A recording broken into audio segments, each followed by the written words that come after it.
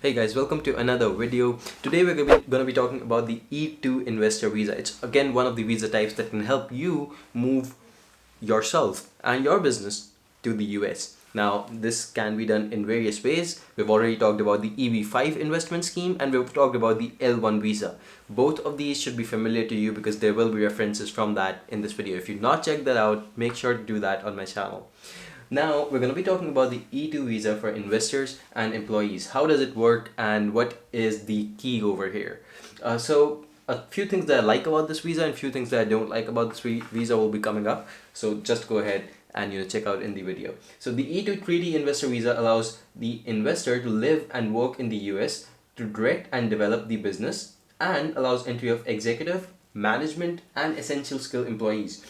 Okay, so this is the visa type. Whether you're an employee, whether you're an executive manager, you can move your business, or you can within your business you can move to US if you have some specialized knowledge, some specialized skill that the business absolutely needs. Now, the one thing to note over here is that this visa is extremely popular because of the no caps criteria. So unlike the H1B, there's no 85,000 visas per year. An unlimited number of people can go ahead and apply. But there is a catch over here. The catch is that the E-2 investor visa is a treaty visa. So a treaty is sort of an agreement that US has made with some countries. And apparently India and China are not a part of that agreement. So you will not be applicable to apply to this visa directly. You can apply to this visa indirectly. For more information, continue watching. Okay, so we'll go over it and we'll talk about, again, we already talked about there's no quota criteria, there's the investment is necessary, how much investment is needed, we'll go over that as well. Okay, so let's go ahead and talk about the requirements. So as I mentioned, nationals of India and China cannot apply because they're not a part of the treaty, and this kind of makes sense as well. I think because most people from India and China go for the H1B program, there's just way too many Indians and Chinese people applying. Maybe that's because because of that the E-2 visa does not foster the Indians and Chinese people. Anyway, so let's talk about the schemes over here. So first off, your business does not have to be functional.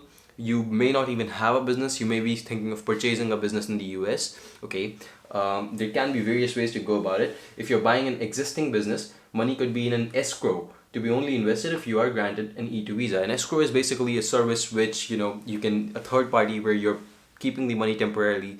If you get the visa, they'll basically invest your money wherever you want it. Otherwise, they'll return it back to you. Of course, they will cut some percentage out of it though. So, that's an escrow service. But apart from that, that's how it works. The E-2 visa, you need to have an investment, or you need to have a business already, or you need to have, still, even if you have a business, you will still need some amount of investment. You need to show to the US government that if this E-2 visa fails, or if your business fails in the next coming few years, you will personally have a huge loss on yourself. It doesn't have to be way too huge that you'll lose your home or something, no, but it has to be a significant loss to you. Okay, and apart from that, the investment used to qualify for E-2 visa must be in an active and operating business that requires people to work in the business. Therefore, the businesses that do not require any employees, which could include passive investments, say in property or stocks and bonds, do not qualify. So that's not going to be the business that you're going to be investing in. Okay, usually at least part of the investment should have been made, or money should be held in an escrow before applying to the E-2 treaty visa. Okay, so if you're buying an existing business, it's possible for the registration of the E-2 based business, and the purchase business and escrow, they will handle the process for you. Either way, we'll move on over here and we'll talk about this fact that few examples are given and then the list of countries is given. So over here you can see these are the countries. A few special countries that I want to point out over here, and I think the only one I want to point out right now, as of now at least, is Grenada. This is the indirect scheme that I was talking about. So if you're an Indian or if you're a Chinese, you can still apply for the E-2 visa, but you'll be spending more money than the normal people from the rest of these countries, that is, right? So let me actually go ahead and tell you how that works. You can actually go ahead and get citizenship of Grenada.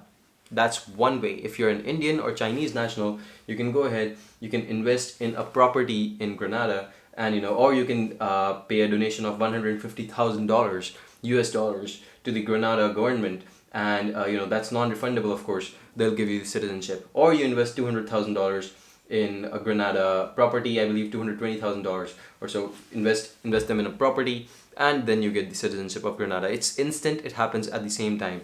But at the same time, you should remember that this is once you gain the citizenship of Grenada, you will be eligible to apply for the US on the E-2 visa. Now again, over here, you're not 100% guaranteed that you will get the visa, so keep that in mind. There is no escrow service involved in these cases usually, and you may have a huge loss because of this as well. Okay, so as an alternative, I would prefer going for the L1 visa. So definitely take a look at the L1 visa video, because it does not require any investment either.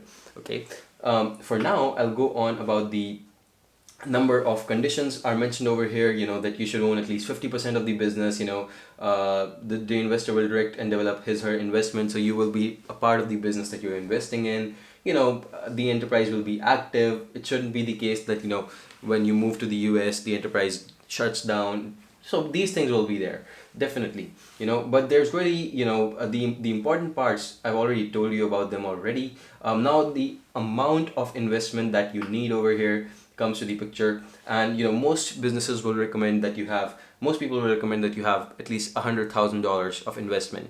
Okay, this is significantly lower, guys, from the EB5 alternative, which requires almost $1 million. Okay, but this is $100,000 that you need to show. But there have been cases, if you're running maybe you're investing or running a consulting firm, maybe a services firm, maybe a software services firm, then the investment does not have to be as large. Even with $40,000-$50,000, you're good to go. That's good enough. But at the same time, your investment should be there. It shouldn't be the case that you're not investing. Okay, again, it's a part of showing that you will incur a loss if the business fails, and you need to show that you have money to invest. You are willing to put this money into the business. Okay, so that's the E-2 investment visa for you. Again, like I said, one way you can go for it if you're an Indian or Chinese national is by citizenship via Grenada. You can also maybe marry a foreign citizen and go forward with that route as well. But either way, this is usually the typical route for the E-2 investor visa. Apart from that, if you're not from India or China, then I think it's a very good visa type. You should definitely consider it over the L1 visa. It's definitely one of the best visa types, because the L1 visa needs that your business should be running in your country as well as the US. Even if it's not that case, you have to set it up in the US, but it should still remain functional in your country. But the E-2 investor visa does not have criteria like these. In fact, a lot of criteria in the E-2 visa are very, very lax as compared to L1 visa. So keep that in mind. I hope that this video helps. Let me know if you need any further help regarding the visa types. We cover almost every visa type on this channel. More videos are coming up. And apart from that, thank you so much for watching. Subscribe to the channel for more genuine content. If you're interested in moving overseas, this is the channel for you. I'll see you in the next one. Thank you so much.